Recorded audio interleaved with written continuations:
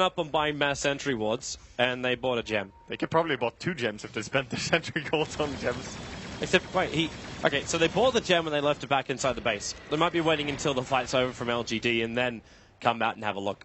Yeah, might be a case. Kerchik, there's the jump in from Maybe. He was just waiting for the Keeper of the Light to move in just an inch too close. The Illuminate takes out the creep wave, and he was trying to actually use Illuminate to then throw out, his ultimate, the Spirit Form, to then throw out the Illuminate so he could back up. Yeah, but he got too close, and again, just gets punished. Storm is always a hero. If he sees anyone, he can jump them. He has that range now with his mana being so quick at regenerating. 36 mana per second. So Silas going to TP himself up to top, and this puts an end to the push. And this is now why Mushi is walking around with the gem. Going to use his courier to help scout it out. Now, there's only one observer ward for him to find, and that's further next to the secret shop. Yeah, but they can get rid of that one at least if he runs to the left. He does see it. Yep.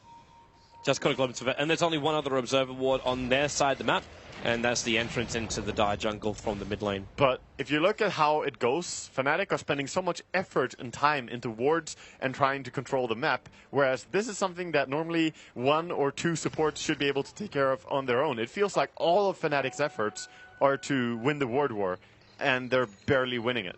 So LGD, they make it seem so effortless, the way Xiaowei is just running around, getting observers that barely even get dewarded. They're playing really well. I don't think maybe he's even going to care about not having vision shortly.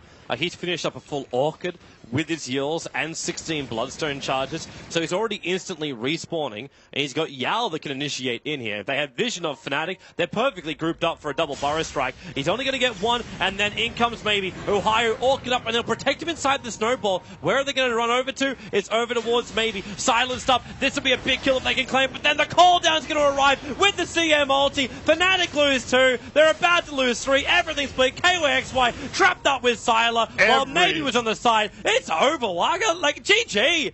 This game was crushing from LGD against Fnatic. What a performance. LGD not giving a single bit of mercy here to Fnatic. There was not a chance at all. From the get-go, this was completely over. Man, it's exactly what LGD needed, though.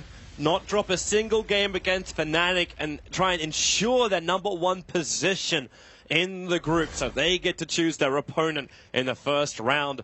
Well, LGD, it was a fun run. We'll go back to the analysts and see what they thought about that game. All right, game #1 goes down fairly quickly. And, I mean, how did you view that? Fnatic just didn't really stand a chance. I viewed that as a slaughter.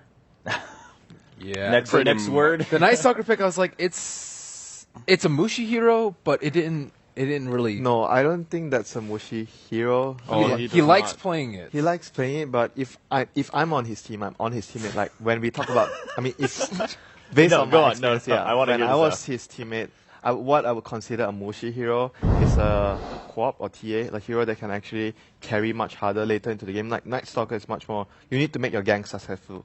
Otherwise, the hero doesn't carry the team afterwards. I like the plan they had. They want to have a lot of map control with the sense that you can technically get double agonyms on their heroes and, control the map, pressure the opponent. But like what Ben mentioned during the draft as well, he felt that the Storm would have a very good time against those heroes because there was only one good way of locking him down, which is the silence from the Night Stalker, and that would be dealt by getting a use, which maybe did in the game. So he was basically free to run around unless he gets caught by the Earthshaker, which didn't happen too much in the game.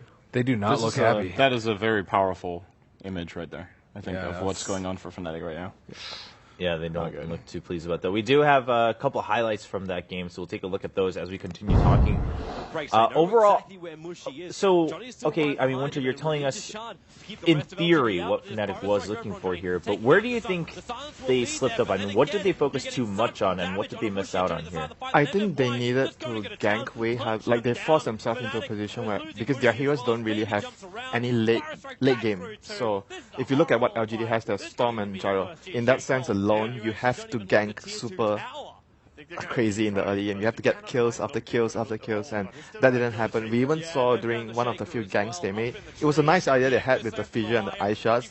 They snowballed in, like, the Earthshaker casted enchant Totem first, so he had a double enchant, and they tried to trap the gyro in the shards and the fissure alone, inside the fissure and the shards, but it wasn't a really good idea because you don't want to be next to a gyro.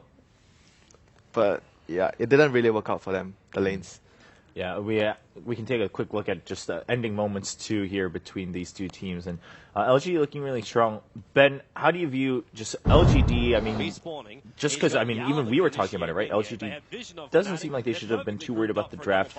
Do you think going forward they can just play out the game two just as comfortably as they want? Especially with Fnatic being demoralized like this, I think it's going to be even easier for them in the second game. Sadly, I think in that game, yeah, Fnatic they had an okay idea, but it just like their win condition is what, maybe a farmed Razor, like having a lot of map control for what? Like you might be able to like limit the ways that they can initiate on you in a fight, but they still have like a Storm Spirit, they still have a Gyrocopter. Like you're gonna have to deal with them at some point, and their lanes are just not strong enough to keep them from being underfarmed. And maybe in particular, and we saw how dominant maybe can be when given like a slightly upper-handed matchup in the left track versus Quap. I think Storm Spirit versus Night Stalker is just a terrible matchup for the Night Stalker, and maybe you can control him later, but it's simply too risky.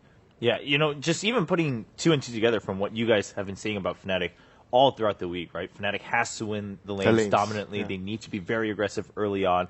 And then now you're telling me, all right, well, so they wanted this supreme vision or like map control around the entire game, but as then you point out, for what? Like, what are you going to do with that? Yeah. Right? You have that control. They sacrificed their lane, the lane dominating factor towards more of map control, and it resulted, it put them in a situation where they had to do so much work, so I felt it wasn't worth it. I mean, it's a nice idea, but I think it's also very redundant in having the Keeper Light and the Night Stalker both also need Ags. Like, you have to get that, 8,400 gold first, which is not easy. But even then, it's not good. Yeah. Because they counter each other. Like, you have two heroes, and one wants it to be day, the other wants it to be night, so you're never at full strength. It's a really bad pairing, actually, in the strategy overall. But I think, more than anything, as they've already mentioned, Mushi needs a better matchup mid. And as I talked about in the draft, I think Viper could have worked, because it makes their win condition a lot clearer, right? If they want to fight early, they need heroes that can take towers, which they didn't have either. So even if the fights go well,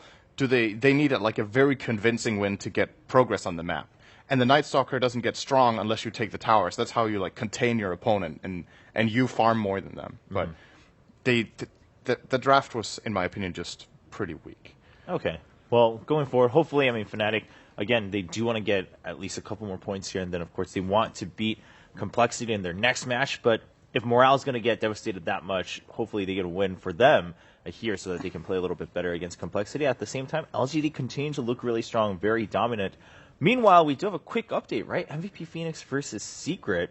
Sounds like that game didn't go quite as well as most people might have expected. We have a couple of highlights from that one we'll be able to check out here. On this tier 3, no Phantom Lancer. And Winter and I were discussing during this game if they actually have any PL counters. And the game was actually pretty close. Secret maintained a 2,000 gold lead over MVP Phoenix. But at the end of the day, Bloodseeker isn't very good at man fighting, and he's especially poor at man fighting versus a Phantom Lancer.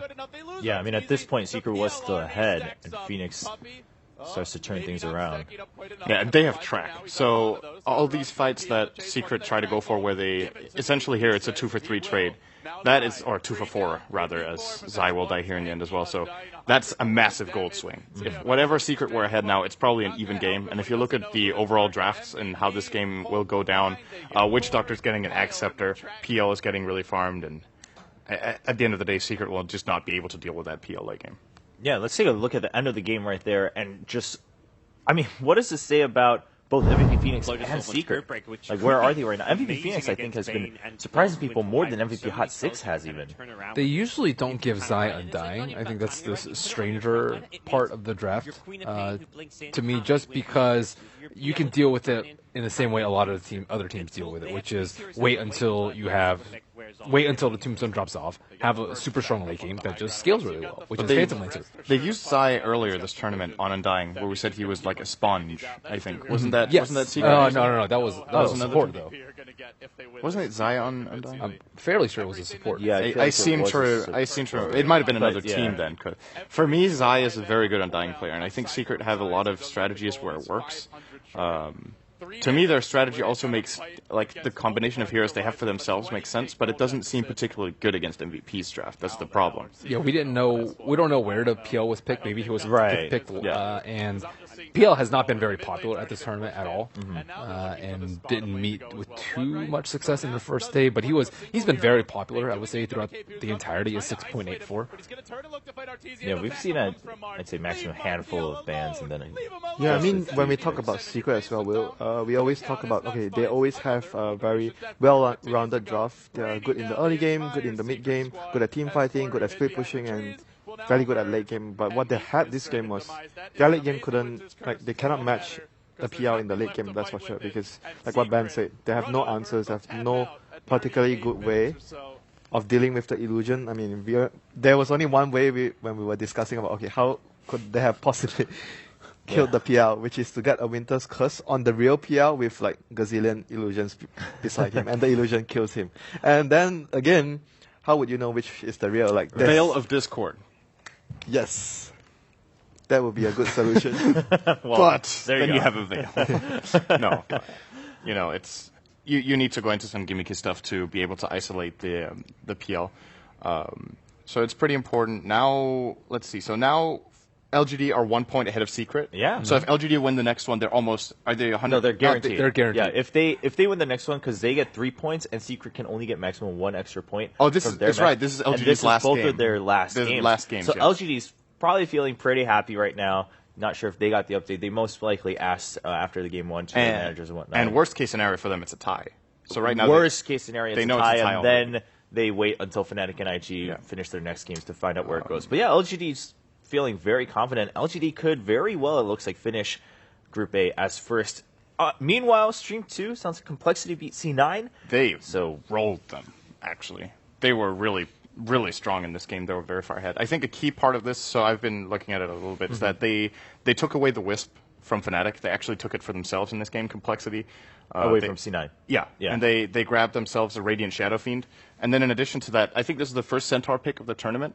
And the lineup that Cloud9 ran in this game was a lot dependent on, as usual Cloud9 lineups are, on chasing down heroes and extending the fight. Like they had Lion and Viper and a Spirit Breaker, and you can Stampede and just create a gap and get away from those heroes. You can even Stampede the Hex of Lion, which is, of course, really, really great counter. So, yeah, Complexity, that means they are now... They have the if Fnatic potential lose to- their next game against LGD, Complexity are top 4. Yes, they are guaranteed because And if Fnatic wins, then if Complexity loses and they both draw, then Fnatic still need to 2-0 Complexity. And then they're tied, and then Fnatic wins and heads up, I guess. yes. Yeah. So there's a lot of ifs No, they right don't now. win. So they have to win. They have to this- play tiebreaker. No matter what. Oh Well, no, if yeah. they're For tied for fourth fourth, place, yes. it's no matter because No matter it's what. such a big difference, right, Okay. between upper bracket and lower bracket. All right. But Complexity, I mean, given how they've been playing, looks like they should be pretty comfortable. Also, as we discussed, Fnatic not looking too hopeful for Game 2, just given how they reacted to that game. Granted, as you said, I mean, one word, it looks like a slaughter against Fnatic, and of course LGD coming out very strong. They could very well be the #1 team in Group A. You know a lot of the Fnatic players personally. Do you think they're emotional players? I don't like that face. That's a trick question, I feel. Is it? I mean, a lot of people know that Mushi can be hard towards his teammates at times, but he can also be very hard to himself. Like, I think we caught a glimpse when they ended the game. Like, we could see he was really upset because I think he felt responsible because